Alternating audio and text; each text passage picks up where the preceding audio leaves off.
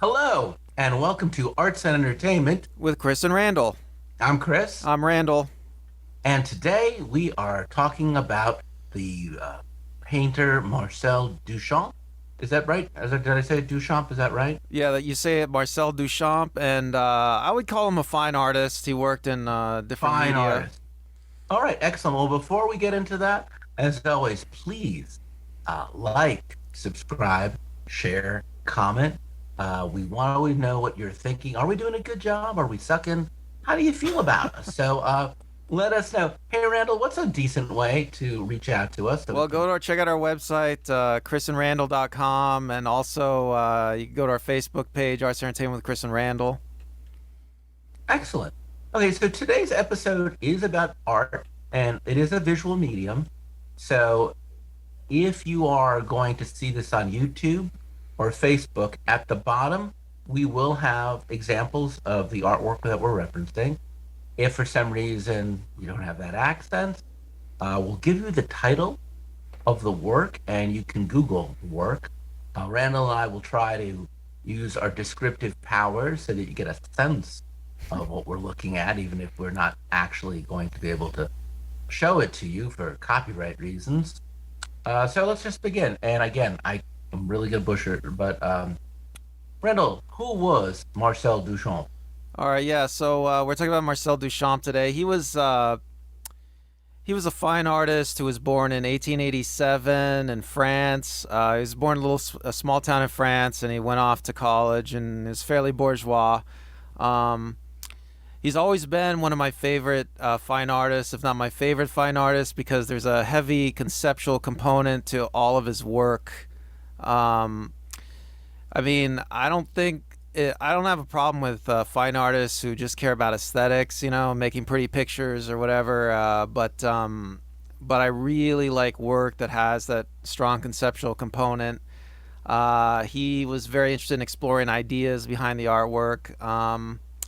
So he's born in 1887, like almost exactly the same time when Kodak's first camera came on the market, which is 1888. Kodak's camera was the first camera that, previous to the Kodak, photographers had to carry around like a dark room practically to take their pictures. And when the Kodak system came out, they just press the button and then later on get their film developed. Wow. And then color photography came out in 1907. And so the reason I mention this is because, for like hundreds of years in Europe, there was a very shall we say, cultivated system of oil painting where oil painters would depict the lives of wealthy patrons, their belongings. I mean, it was like oil painters were for hundreds of years in Europe were like the Instagram of of Europe, and Yeah. and so if you look at a lot of these old paintings, that's what you see. You just see the rich people posing like in front of their dogs with their dogs, in their mansions, and it's totally like old Instagram. They liked historical scenes too, to decorate their mansions, religious scenes. I mean, if you go to a museum, you'll see this stuff. You'll see like Colosseum paintings of like gladiators in the Colosseum, or Everything looks like it's drawn from nature. yeah. So they liked things that were photorealistic, right? They wanted I mean, this is pre-photography, so they wanted paintings that looked like a photograph, basically. I mean, it was Like Vermeer, for example. yes. So they prized realism, and European oil painters they had achieved a great deal of skill in this area. Now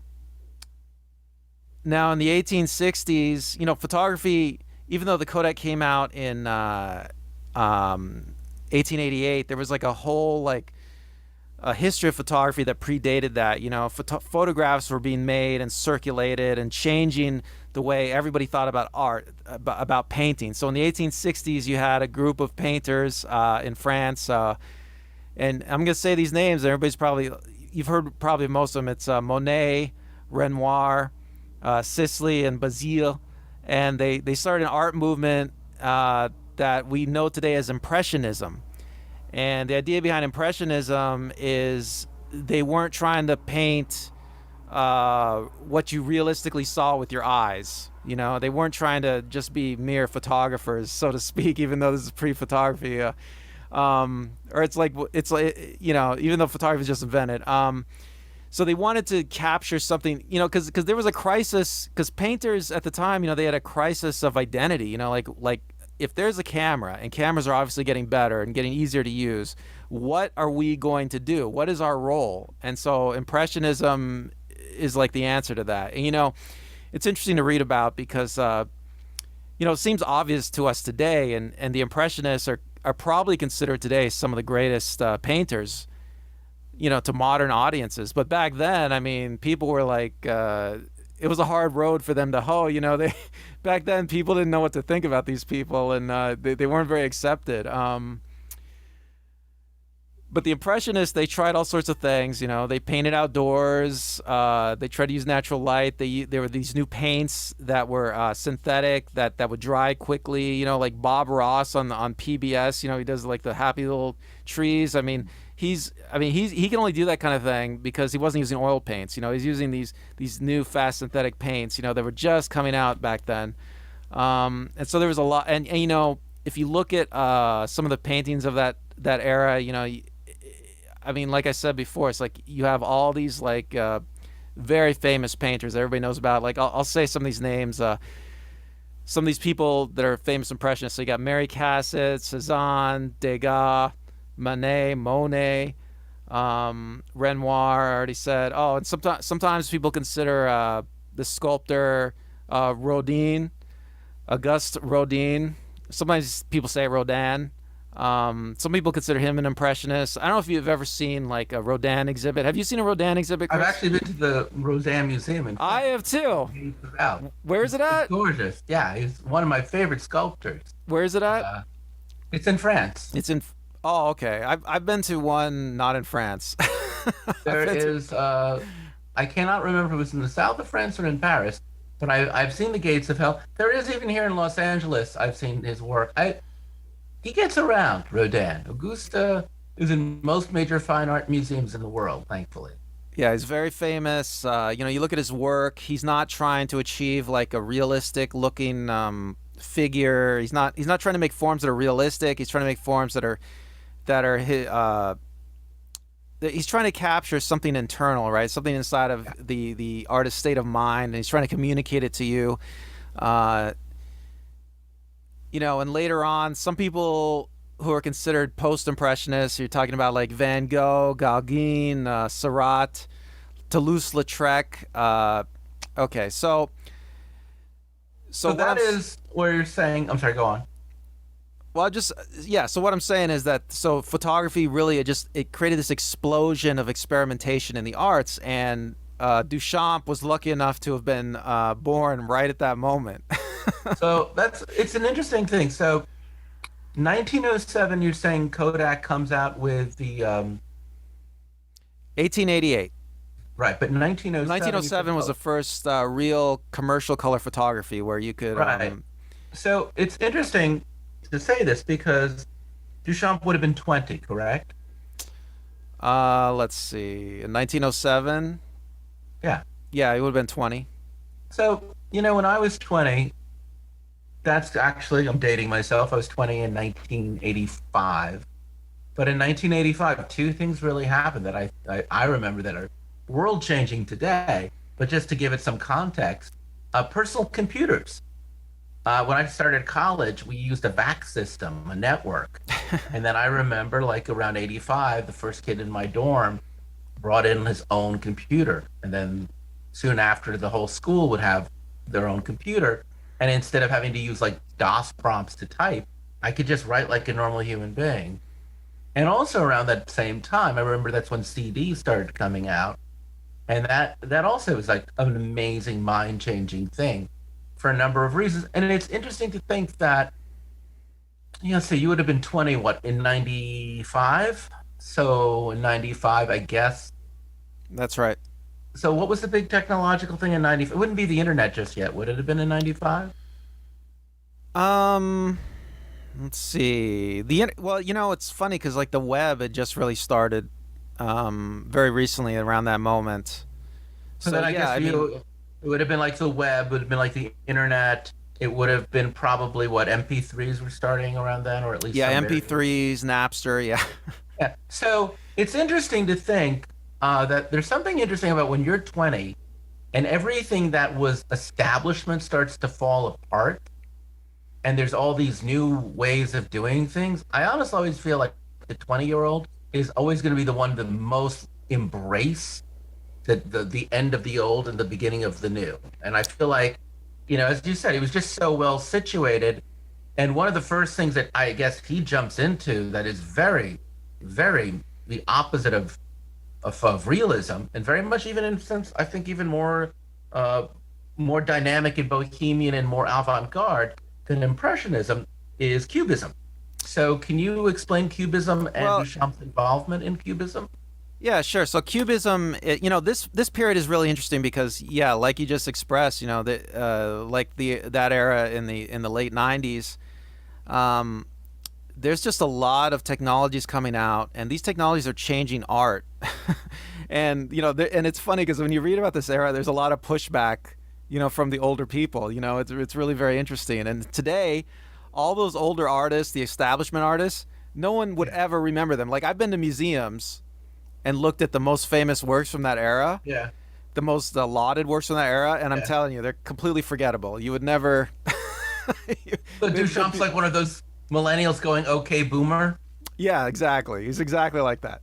So so Cubism is like an offshoot of these. There's a lot of art movements at the time. So Cubism is one of these movements, and Cubism, like a lot of aesthetic movements, even like movements outside of the aesthetics. Like I don't know if you know this, but well, a lot of movements get named by their critics. Like critics give a movement, an art aesthetic, a movement, an art movement, a name that's like supposed to be derogatory, and it Yeah. ends up being like the name of the movement. So that's what happened with Cubism. So there was an art critic who saw like the Cubists were like a bunch of impressionists who were trying to capture on a canvas multiple perspectives of something at once. And so they would disassemble the object, and it would look like the object would be made up of all these little geometric shapes. So like late Picasso was kind of like that, but some of the more earlier impressionists, they were even more extreme. Wow. There was I mean, it almost looked like a checkerboard. um, and so the Cubists, they got this derogatory name from a critic, and they just accepted it. And I want to say what's interesting, in physics, Chris. Oh God, what is it? Quantum physics. Yes, Quantum physics. You've heard of quantum physics, right? I have indeed. So It's, I quantum. guess, where you're at different places at the same time. Uh, well, quantum physics, yes, something like that. So quantum physics was a derogatory name given to a theory in physics by a critic. That thought that what was being suggested, the theory being suggested, was ridiculous. So he called it quantum physics, and it just stuck. Yeah. So it happens everywhere. Um, so the Cubists, they were trying to represent the subject from multiple perspectives at once on a single canvas. And so they would, and there was kind of, and as time went on, there was kind of like a discussion with the Cubists of whether or not they even needed to represent a subject. Like, and they went full abstraction, some of them. But in 1911, Duchamp, along with his two older brothers, he had two older brothers who are also fine artists, by the way, Oh, and they wow. started holding a regular discussion group with other Cubist artists in their home, and they called it the Puteaux group because that's the area they lived in. So you can see, like, even early on, Duchamp, his brothers, Duchamp especially, he's interested in these ideas. He's interested in laying like a theoretical groundwork for the art he's going to make. Um,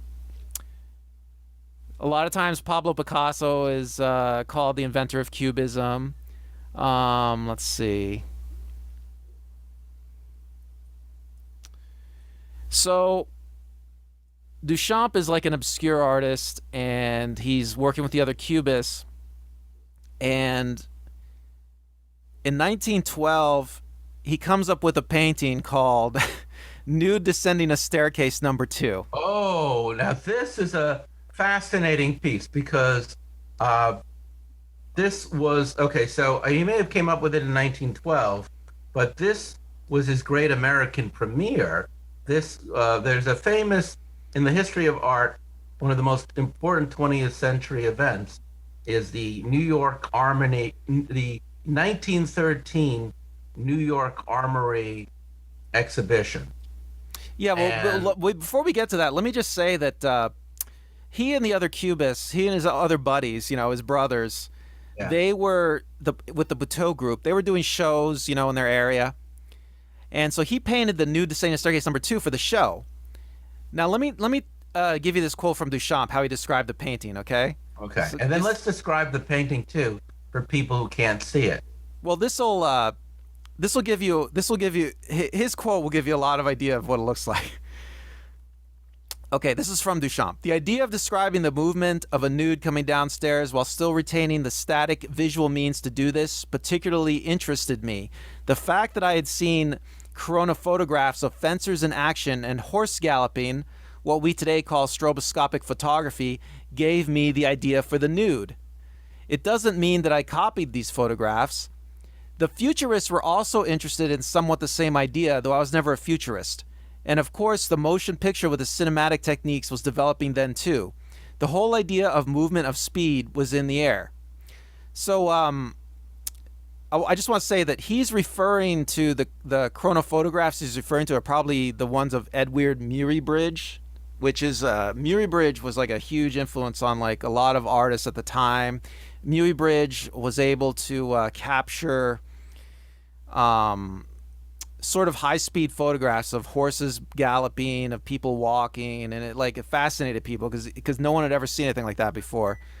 He captured these photographs using multiple cameras and flash bulbs.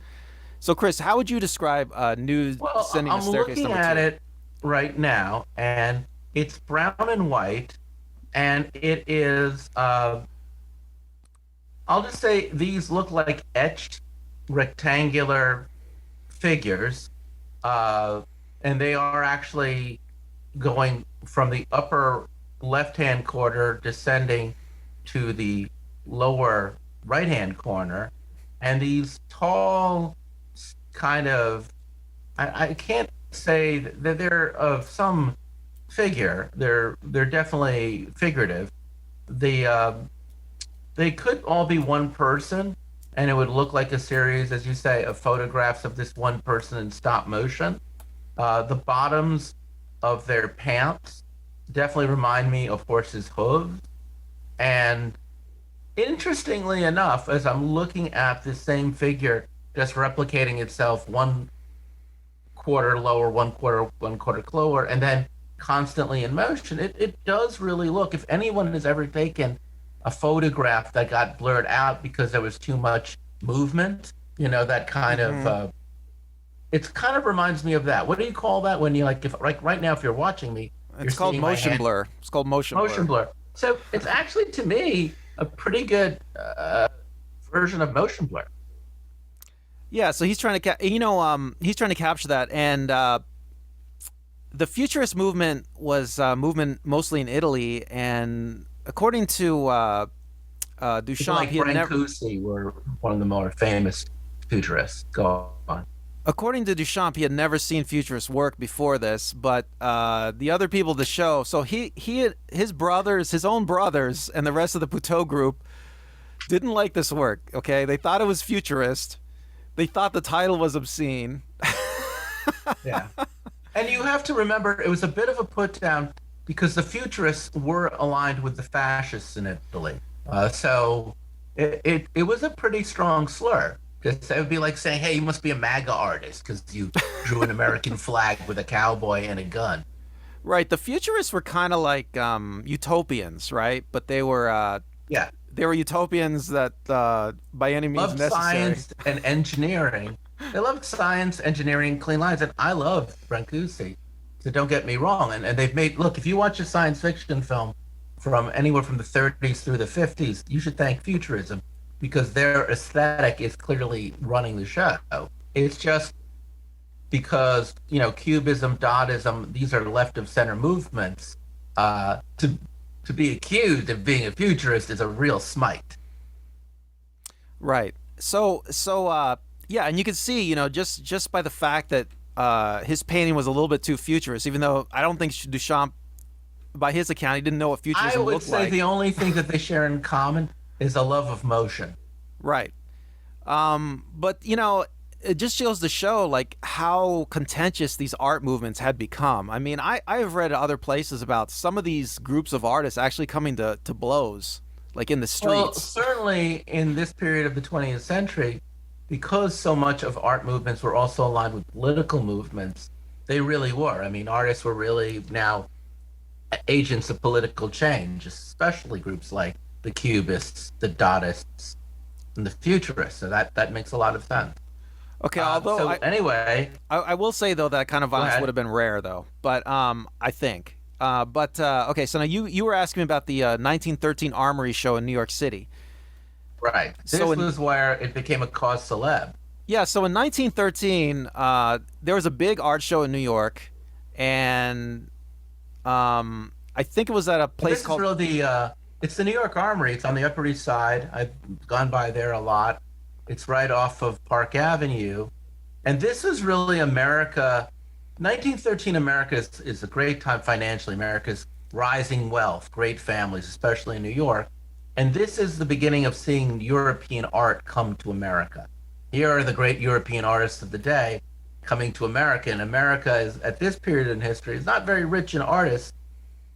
I mean, there's a couple great ones in that period, but not a lot. But there's a great deal of excitement to see what Europe will bring us, the wealthy patrons of Manhattan society. Yeah, and I'm sure. I mean, even today, but I'm sure even back then, Americans still had like inferiority complex as compared to Europeans. And so when they're looking at this Very war, wealthy country, but not a lot of taste. That's the way I would describe 1913 haute bourgeois, wealthy, great 400 families America. Very much in awe of Europe, but also very conventional. right? So Americans would go to this show and they would be looking at this show to see what their the best minds in the world thought about things, right? The kind of Yes. art they made. And their expectation really was much more of the work of the people you had mentioned from the 19th century. So it'd be like if today you went to a museum. So this is just going to be all NFT art? Oh, I heard about it on the CBS Morning Show. I'm curious to see what all this NFT art will be. Hey, tell me, Chris, the Armory. How big of a building is it in New York? Well, here's a brief thing. So at the end of the 20th, at the end of the 19th century, there was a giant series of labor uprisings in all the major cities in America. So what they did was they built these armories to house the National Guard. So if there was any labor riots of any sort, the state National Guard could go in and quash them. So the Armory is a very large building on Park Avenue. I believe it's in the 70s. It could be in the 80s. I have to look it up. But it's an entire New York City block, and it was designed to house a battalion of soldiers who could come out and quash a bunch of rioters. So it's a very big space. Okay, and so for some reason they're having a big art show there, and I think most of the art is fairly conventional from what I've read, but they have one room they call it the Cubist room. And that's where they put all the crazy stuff. Yeah. And so for somehow Duchamp gets his work in there, and it's Nude Descending a Staircase is in there. And I think he had four works in there actually, including Nude Descending a Staircase. And so Julian Street, an art critic for the New York Times, wrote that the work resembled an explosion in a shingle factory. Which is actually kind of true. In fairness, he's kind of right. And cartoonists satirized the piece. You can go on the Wikipedia. You can look at the cartoons people drew. Like there's a work entitled "Food Descending a Staircase." Let's see what else. American Art News offered a prize to anyone who could find the nude. Oh, and and this work became so famous that even Theodore Roosevelt, the president, he Former had to, president Theodore Roosevelt in 1913, to be clear. well, former president, he had to weigh in. He had to say, he said, take the picture for which he wrote this. He said, take the picture for which some reason is called a naked man going downstairs. There is in my bathroom a really good Navajo rug, which, on any proper interpretation of the Cubist theory, is a far more satisfactory and decorative picture. Now, if for some inscrutable reason it suited somebody to call this rug a picture of, say, a well-dressed man going up a ladder, the name would fit the facts just about as well as in the case of the Cubist picture of the naked man going downstairs. From the standpoint... Well, let me finish. From the standpoint of terminology, each name would have whatever merit inheres in a rather cheap, straining after effect. And from the standpoint of decorative value, of sincerity, and of artistic merit, the Navajo rug is infinitely ahead of the picture. Okay, so I just want to say in defense of the former president, I don't know his number, but and former police commissioner of New York City. To this now, at this period in history, we do appreciate Native American art, and things like Navajo rugs I have seen in museums, and it is beautiful craftsmanship, and everything he said in the positive about that rug is not silly. It's actually quite. He was a well-educated Harvard boy. I don't think. I don't think. Say, if you remove the irony of if you remove his sarcasm, he is correct about Navajo rugs. He's completely wrong about Duchamp. But I have to give him his points. You know, he's actually kind of right about Native American art being. Well, I don't think he's trying to denigrate the Navajo rug. I mean, there's a long tradition in America of people collecting Native American artworks, and it goes way back. I mean, if you study this area, it's very interesting. You know, I mean, getting true Native American works, like from before tribes were despoiled, shall we say, is like a whole thing. You know, you get millions of dollars for that work. It's weird that he can appreciate the artistry that goes into one thing that's very abstract, and then you show him something else abstract, and he just totally doesn't get it. You know, I feel like he would have been the Barack Obama of his day. I feel like Duchamp's painting, it started a meme where everybody just jumped on it, you know, because it was so ridiculous. I mean, because, you know, Duchamp has this peculiar talent as an artist, and that's naming his works. You know, if he had named it something boring, and, you know, his brothers wanted him to erase the name of, you know, they kicked it out of the show. They said, we don't like the name. You know, they didn't like a lot of things about it, but they especially didn't like the name.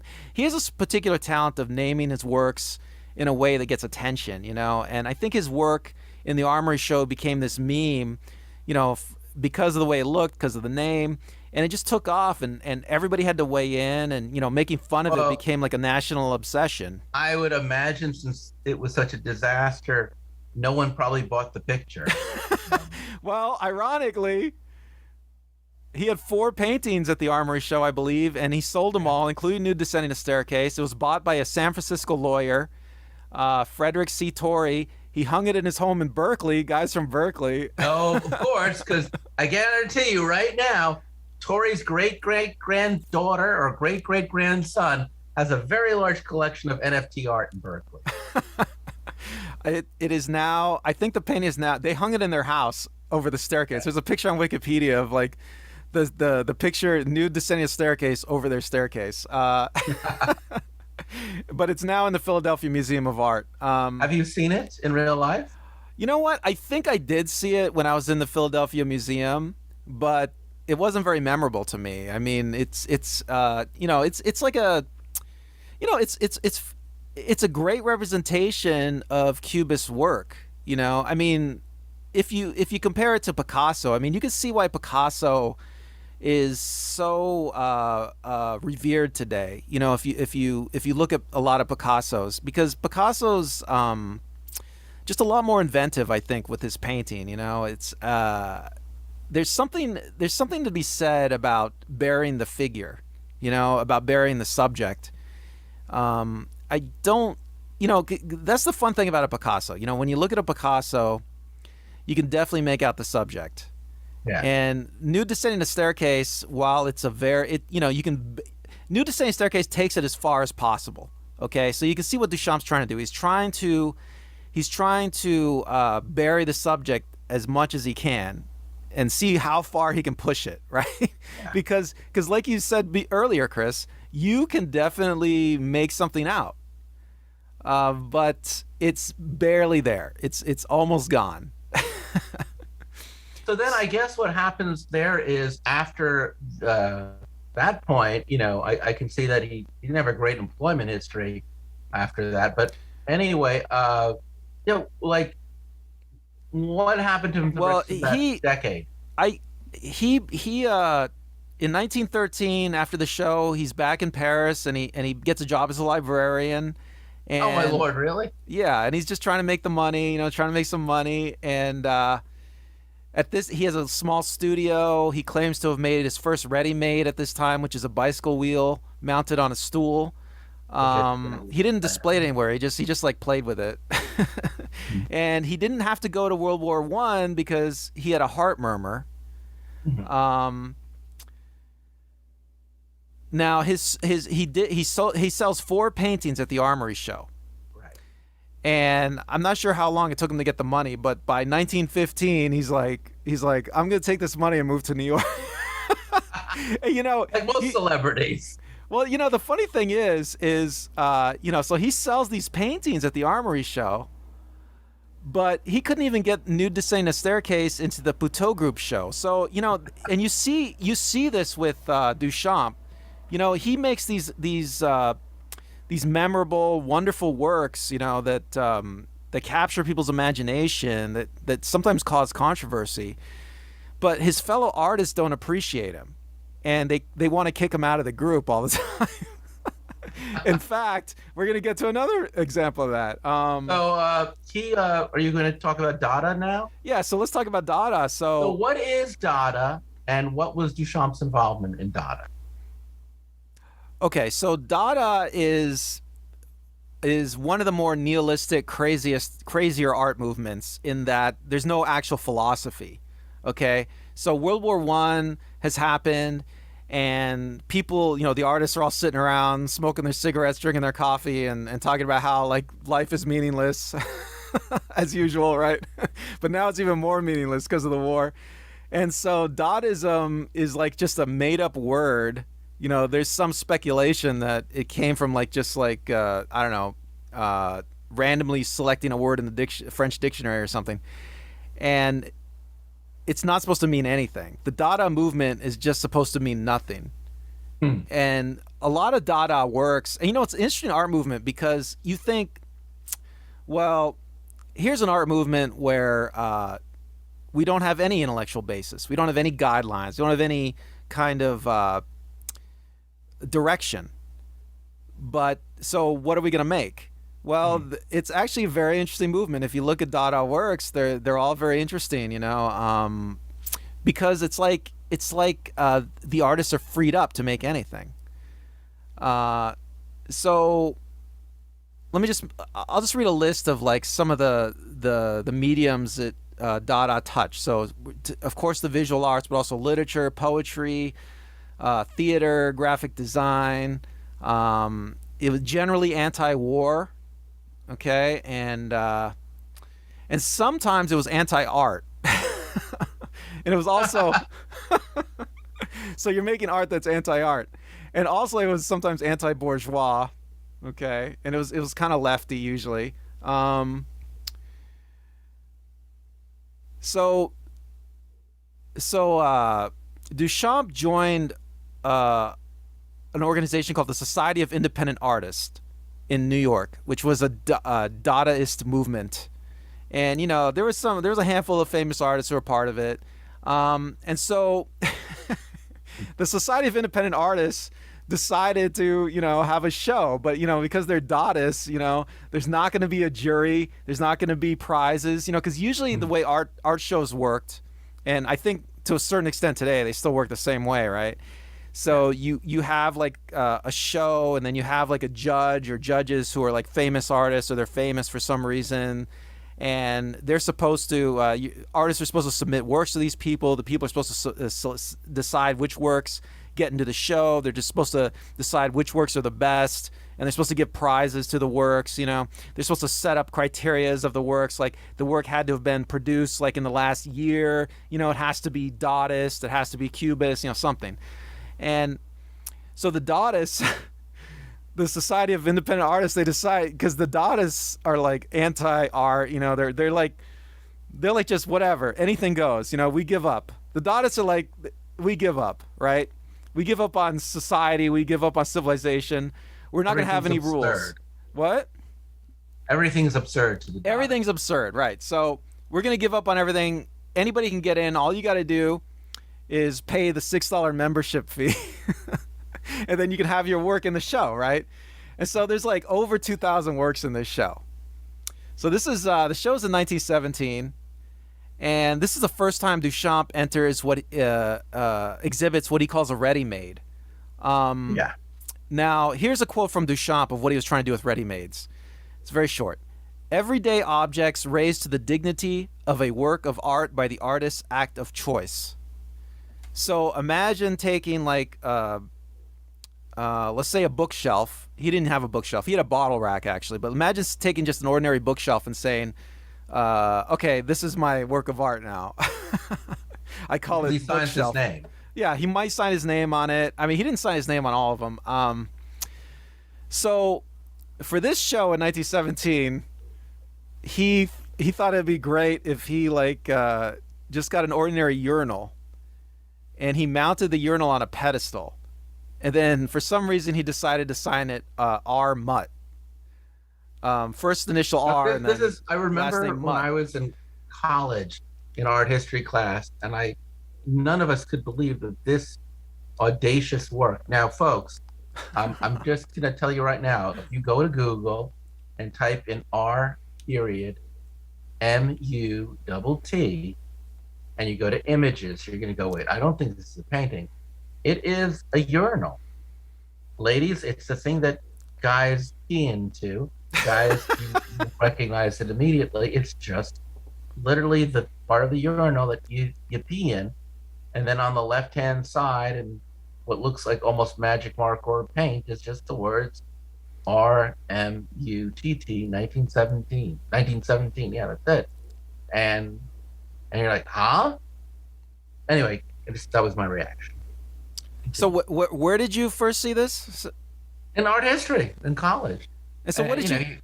And you go, huh? What? And now, 40 years later, or 30 years later, like, oh, that's just art. And I'm like, do you remember what your classmates thought of it?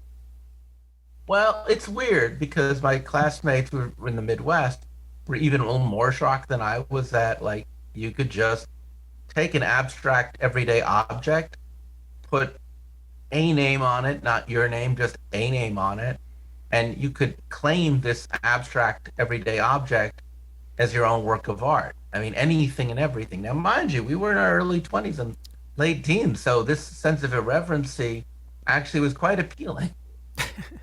All right, so this is in 1964, Duchamp said of this work, it sprang from the idea of making an experiment concerned with taste. Choose the object which has the least chance of being liked, a urinal. Very few people think there's anything wonderful about a urinal. He called it fountain, by the way. So anyway, he displays this at the show, or he tries to display it at the show, right? But he goes to the show. I think this is the story. I mean, I've tried to piece together the story. So he goes to the show, and he's like, oh, I'm going to see my urinal. I'm going to see my work at the show, right? There's 2,000 other works of art. People have sent in works of art from all over the world. Yeah. Okay? And he's looking around, and it's nowhere. And he finally finds it, like, behind a partition somewhere. Like, they hid it. No one could see it. So he got really angry. He grabbed it and he left. And he decided after that he was never going to be part of an art group again. But it's funny, it's funny that, I mean, there are thousands of works of art at this show, right? And I bet you, Chris, that fountain is probably the only work that anybody remembers from this show. Well, didn't the fountain about 20 years ago receive a very important award? Well, in 2004, it was voted the most influential artwork of the 20th century by 500 selected British art world professionals. Second place got Picasso's Les Demoiselles d'Avignon, and third got Andy Warhol's Marilyn Diptych. The Independent said in a 2008 article that with this single work, Duchamp invented conceptual art and severed forever the traditional link between the artist's labor and the merit of the work. It's interesting. It really reminds me of pop art of the 60s. Well, you can definitely see how Warhol did the same thing, right? He took like an ordinary everyday object, a Campbell's soup can, and then he painted it. and he didn't really change it that much, and he raised it to the level of significance, of art. What did Duchamp think of the pop art movement? Okay, so this is what he wrote about pop art in 1964. Pop art is a return to conceptual painting virtually abandoned except by the surrealists. Since Courbet in favor of retinal painting, if you take a Campbell's soup can and repeat it 50 times, you are not interested in the retinal image. What interests you is the concept that wants to put 50 Campbell's soup cans on a canvas. So, I mean, he liked pop art. I mean, pop art is doing what he was doing. You could almost argue that he was doing pop art.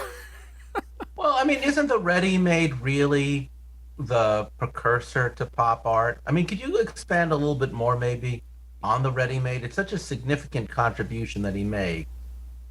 Okay, I'll give you some other examples of Readymade. So Bottle Rack, I already mentioned, which was a bottle drying rack he signed. Let's see. A snow shovel called Prelude to a Broken Arm. Let's see. There was Fountain. There's also like... okay, so he also did... L.H.O.O.Q, which is... that's a very subversive work. Yes, that's almost like a parody, wouldn't you say? Yeah, I don't know if you could consider it a ready-made, but this is what he did. So, this is the interesting thing about Duchamp. This is why, I love him as an artist, because he's very inventive, He's not just reiterating things over and over and over, the same concepts. He's always trying to be inventive. Well, his output over his lifetime was low. There's only something like 20 or 30 ready-mades throughout his life. But this subversive work, which is, I guess, more a parody than a ready-made, which you see a lot of even in today's contemporary art. This what L.H.O.O.Q came out in 1919, and I think this is the one that's easiest to describe. So why don't you describe it? Well, it's just a copy of the Mona Lisa, like a bad copy in black and white. This is 1919. He makes this, and then he draws a mustache and a goatee on her, and then at the bottom he wrote the initials L.H.O.O.Q, which, when you read them out loud in French, it sounds like the phrase "she is a hot ass." Oh my God, that's so funny. He really could have just been writing NFT artwork today with that.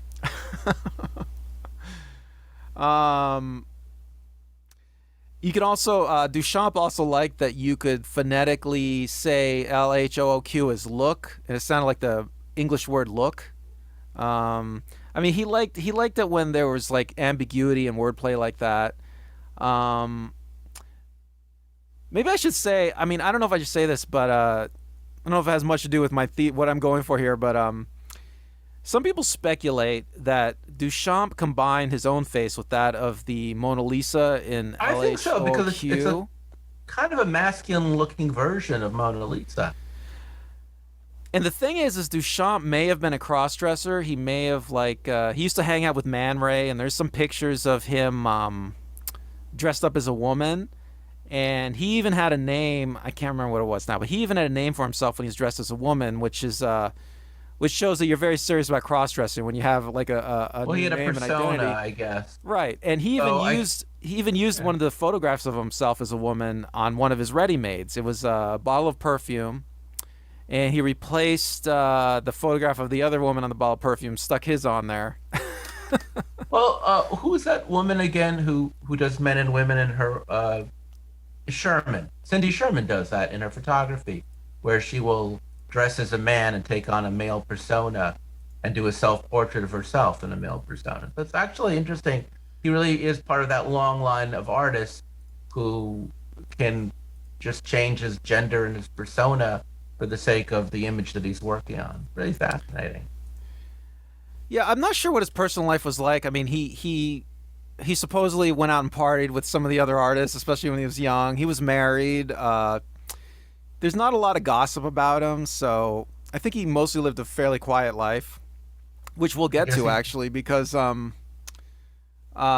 his next work. Should we go to his next work? You know, I was going to ask you about this. It's a great title, "Bride Stripped Bare by Her Bachelors." Now, I did look at it, and I cannot describe it, so you're going to have to describe this one. It comes out in 1923, and it's about all I can. I really have no words to describe it, so please describe it. Well, I just want to say, this is an interesting work, especially because of the medium he's using. But, if you look at works from that era, there's a lot of invention, and I don't want to take anything away from Duchamp, but this was an unusual work. But everyone of this time is trying to make, there's a lot of experimentation. So he takes two panes of glass, and he just puts them on top of each other, so it looks like a window. Yes. And on the top pane you have a weird abstract figure. On the bottom pane you have a bunch of weird abstract figures, like messing with some sort of contraption. It looks like. It's very abstract. And there's no paint involved. It's like I think it's foil and wire.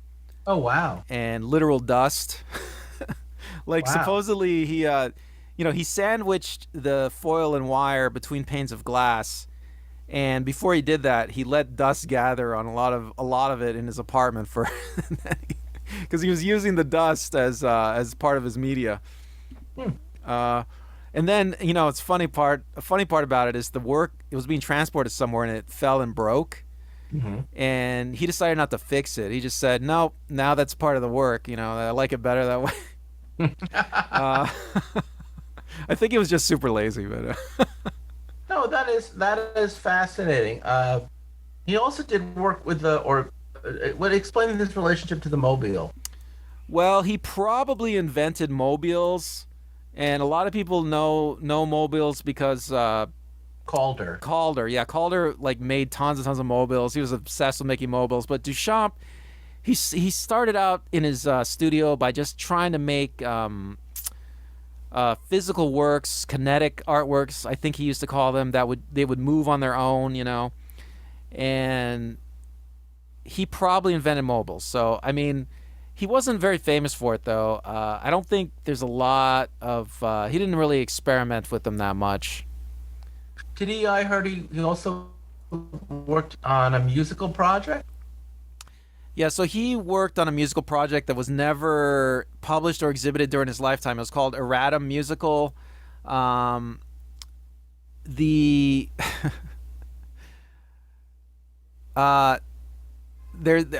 don't exactly understand it. There's like a funnel, and there's cars, and there's balls, and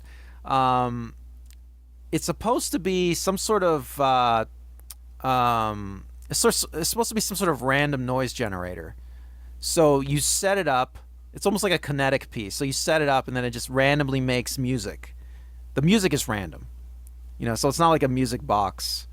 And John Cage, who's famous, for a lot of experimental music, he made something similar called Music of Changes in 1951, which comes after what Duchamp supposedly made. In 1968, Duchamp and Cage appeared together at a concert entitled Reunion, where they played a game of chess, and they composed music by triggering a series of photoelectric cells underneath the chessboard.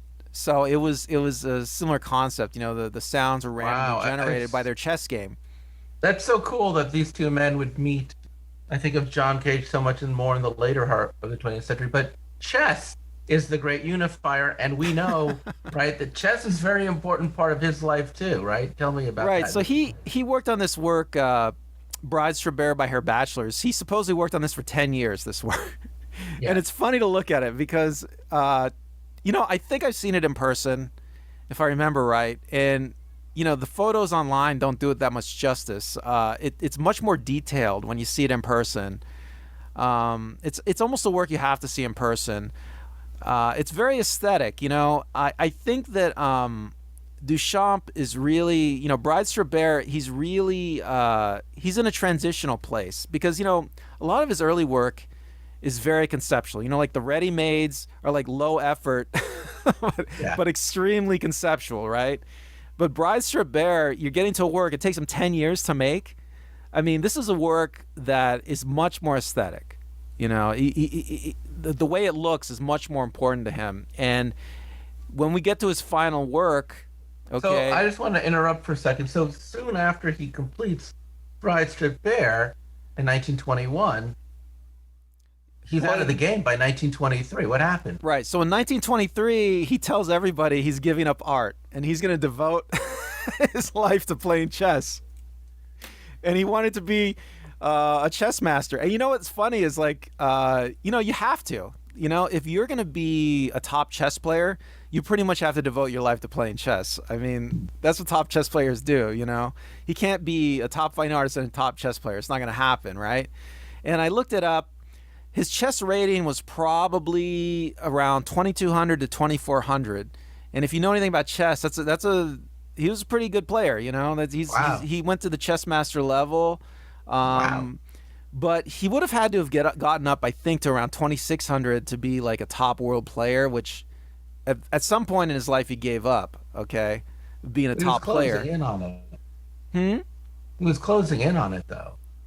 He came close. Yes, but it's see, I love playing chess too, and like I don't know, I'm not even nearly as good as Duchamp. I don't know how I'd ever be that good. You really have to study this game to get that good. I mean, so how did he make a comeback? Well, I don't know if you call it a comeback, but everybody thought. Let me tell you. Let me read this quote I found about him talking about chess. Okay. Just because I think it's interesting, he became a chess journalist when he realized he was never going to be a top player. Oh wow! He said, "I am still a victim of chess. It has all the beauty of art and much more. It cannot be commercialized. Chess is much purer than art in its social position." On another occasion, Duchamp elaborated, "The chess pieces are the block alphabet which shapes thoughts, and these thoughts, although making a visual design on the chessboard, express their beauty abstractly like a poem. I have come to the personal conclusion that while all artists are not chess players, all chess players are artists." And I love playing chess too, but I don't know. He really loved playing chess. That whole culture of chess playing, Chris, is kind of like gone now. But there were chess publications and tournaments were in the newspapers, and there were crowds, and top chess players were famous, and I don't know. That whole culture is kind of gone now, I feel like. Well, let me just reframe my question, because I didn't mean to say what... I just know that the thing about Duchamp that's kind of fascinating is that he really, as an artist, stops his career in like 21. He's still an active member of the art world, but really, I would say if you look at the American abstractionist movement of the late 40s and 1950s, they're clearly revering Duchamp. Well, I don't know how famous, I'm not exactly sure how famous he was before the 50s, but I guess artists like Rauschenberg and Jasper Johns. You can really see it in Rauschenberg and Jasper Johns how much of an influence their work comes from his work. Yeah, maybe even the pop artists like Warhol. Absolutely. So it is a weird thing that he unlike a lot of the great artists who then after their time is over, they're in refute. He's more like Whitman, you know what I'm saying? And that Whitman was rediscovered again in the 50s and 60s and really... Well, he's still alive. He's still alive, and he's still, from what I could tell, he's still involved in a lot of art societies. Maybe not a member, but he's talking to people. Right. He's people contributing to journals. People like Rauschenberg and John will use Readymade, will be absurdists, will have that same... And the abstractionist movement, really, you can really see how Nude descending a staircase absolutely influenced the abstractionist movement. So let's just talk about some key works that we haven't talked about yet. Like, I want to talk about the work called his Twine. Okay, so yeah, he makes some installations. So this was in Paris. Let's see. The Surrealists. This is from Wikipedia. The Surrealists wanted to create an exhibition which in itself would be a creative act, thus working collaboratively in its staging. Duchamp was named as the generateur arbitre. Dolly and Max Ernst were technical directors. Man Ray was the chief lighting technician. It's so hilarious reading these names. These are all some of the most famous artists of all time, you know.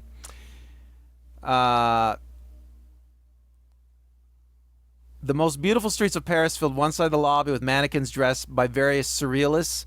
The main hall, the room of superstition, was a cave. No, there. Wait a second.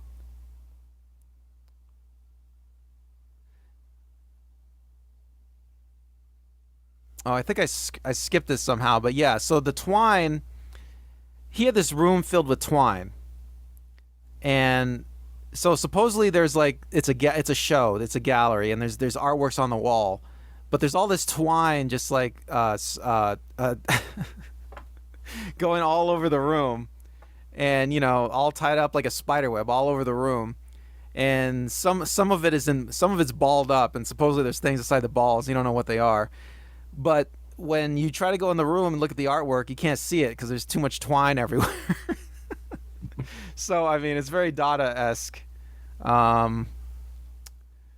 He made another one called 1,200 coal bags suspended from the ceiling over a stove, which was literally just coal bags suspended from the ceiling. Floor was covered by dead leaves and mud from the cemetery. There's an artificial water-filled pond with real water lilies and reeds in the middle. Single light bulb was the only illumination. The patrons were given flashlights to see the art on the walls. The aroma of roasting coffee filled the air. At midnight, a scantily dressed girl suddenly arose from the reeds, jumped on a bed, shrieked hysterically, and then disappeared just as quickly. It says in Wikipedia, much to surrealist satisfaction, the exhibition scandalized many of the guests. It's funny, like, how often you read, like, whenever Duchamp is involved with his show, like, how much controversy his works seem to generate. You know, one of the pieces that I really like that I don't even really feel is very controversial, it's just, I think, a beautiful work of art. It's called number 1, The Waterfall, number 2, The Illuminating Gas. And it is a naked woman, or it looks like a naked woman, in maybe a field or a cave, it's hard to tell, holding up a light or a candle in one arm covered in twigs. You really can't see her face. And then you can look out of the cave or out of the covered area and you can see just tall trees and a blue sky. And it's very fascinating, very mysterious, and I would argue a very traditional work of figurative art, a very traditional work even of naturalist art. It is, in my opinion, so different and so mature in vision compared to the other stuff. It has mystery, but it doesn't have cheeky irreverence. Can you tell us a little more about that? All right, well, okay, so Duchamp died in I want to say 1966 or 67. Okay. And everybody thought that was it. There's no more art, you know, because like he had given up making art like I don't know, what is it, like 40 years earlier. Yes. But suddenly, I think it was at the Philadelphia Museum of Art, they got some packages, and it was like Duchamp's last work. Well, he had worked on it for 20 years, right? Yeah, in secret. Nobody knew he was working on it. I mean, this is the crazy thing. Everybody thought he was just playing chess, but he was working on this thing. So it shows up at the Philadelphia Museum of Art, I believe, and it's where it still is today. And there was a long set of instructions about how to assemble it. And he had already, after his death in 1968. After his death, yes. And he had kept it a secret until after he died, Chris. I mean, I think the museum knew he was going to send it, but they didn't know exactly how extensive this was going to be. I'm sure they thought he was sending a painting or something like that. So anyway, so they get this work, and it's an installation, like you said. Now, have you seen it, Chris? Actually, no. I've seen it in art books, but I have not been to the Philadelphia Museum of Art yet. I've been to the Barnes Museum collection, but not the Philadelphia Museum. All right, let me talk about it. I've seen it. It's amazing. Okay, so this is like his greatest, most profound work, I feel, and nobody ever talks about it, and I think it's because, it's conceptual, but it's also aesthetic. So you have to see it. Okay, I remember, I love Duchamp. I was familiar with Duchamp's work. I had never heard of this work before, Chris. And this is like, I don't know, 10 years ago. I'm in the Philadelphia Museum of Art, just wandering around. And I look, and it looks like a typical museum, white walls, lots of light. And I look over in this hallway, and it's just dark. There's this dark hallway, right? It looks like an alley, right? It's like somebody forgot to turn on the lights over there. It must be maybe that's the basement. Maybe that's the bathroom over there. So I just creep over there, see if there's anything in there. And I look around the corner, and there's this giant ornate double wooden door. Okay, it's huge, Chris, and it looks like it's from the Middle Ages. It's got metal. It's an actual. How do I describe this, Chris? It's an actual like door, like from a medieval castle, just sitting there around the corner in the museum, right? And I'm like, what the hell is this? And I don't even know what it is, Chris. So I go over there, and I'm like, should I even be going over there? Because it's dark, right? Yeah. So I go over there, and when I get closer to the door, I see that you can look. There's light coming through. I think it's the keyhole. Although I've seen in descriptions it says that it's there are 2 eye holes, but I don't remember that. I remember thinking that you could see light coming out of the giant keyhole in the door, and I'm thinking, wow, is this for real? I didn't even know it was an artwork, Chris. I'm thinking, are they setting something up? I mean, what is this? So do I take a chance and peek through the hole and see somebody's office on the other side? So I do it, okay? I do it, Chris. And I peek through, and it's just as you described. You see this, it looks like an actual outdoor scene. I mean, it looks real, Chris, okay? It doesn't look like a work of art. It looks like an actual, it's a diorama, but it looks like, it looks like the real world through this peephole. You see, a field. You see a woman's naked body. She's laying there on the grass. She's holding something. You see a river. The river has, I don't know how he did it, but Duchamp made it so it looks like the river is flowing. It's some sort of trick of light. I mean, there's things moving. It has to be plugged in. There's electricity. I mean, it looks like you're looking outdoors. Yeah. And the way Duchamp did it, so that you have to bend over and look through the peephole. It cuts off your field of view, so that it enhances the illusion, so that it makes it more realistic, right? Because you can't. I see that. I can definitely see that. Yeah, looking at it, I could imagine just that. That's what I saw just looking at it. Yeah. Right, and you can't see the woman's head. Okay. Yeah, which is very troublesome. Right. So you don't know. So there's ambiguity to the piece. You don't know. I mean, you could stare at it. I stared at it for a long. You can stare at it for a long time, and you can't figure out: is she just laying there sleeping? Is she dead? Is she? Did something horrible happen to her? And you don't know, and it's completely ambiguous. And and I think, what's really extraordinary about this piece. Well, there's so many extraordinary things about this piece, Chris, but this is the guy that blew apart the art, blew apart the whole notion of art with Fountain, right? So he displayed this thing called Fountain, and he said, art can be any crap that the artist wants to say is art, right? I mean, it could be just something stupid, Right. and most artists today say, "Oh yeah, Fountain, that's the greatest piece of work ever." It's just a horrible, piece of crap that nobody cares about, but now it's art, because Duchamp, because an artist said it was. It's a beautiful, incredible conceptual idea, that underpinned the whole art world for 100 years. And then you creep into the Philadelphia Art Museum, and you go into a dark corner, and Duchamp has created a work that says, I'm going to give you back art. I'm going to give you back aesthetics. This is what art can do. It can create an experience for you that seems real, that feels real. I mean, it's almost like he has gone the other side of art. He's gone on he's gone the full spectrum, Chris. No, it's a full journey, and that it should take him.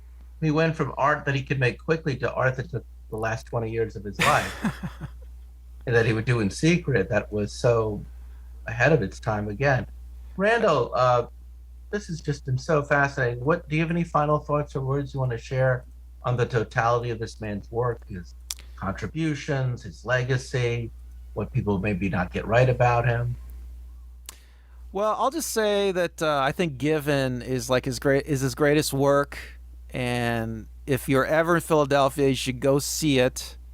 And I really think that people don't understand it. People don't talk about it enough. Because people don't go to see it. You have to really see this work. It's just I